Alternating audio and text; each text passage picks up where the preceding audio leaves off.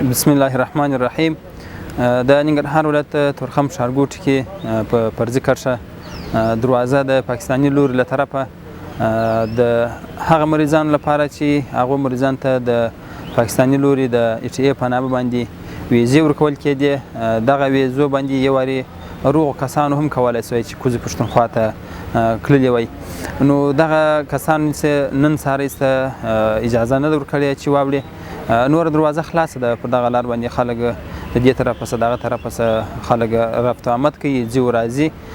سوداګریز توکي هم پر دې لار باندې ځي او راځي، غټ موټرې واړه موټرې. لاره نه ده بنده، صرف د هغه کسانو لپاره چې پخوا دوی د مریضانو په نامه ویزې ورکړې وې هغو ته اجازه نه ده ورکړې.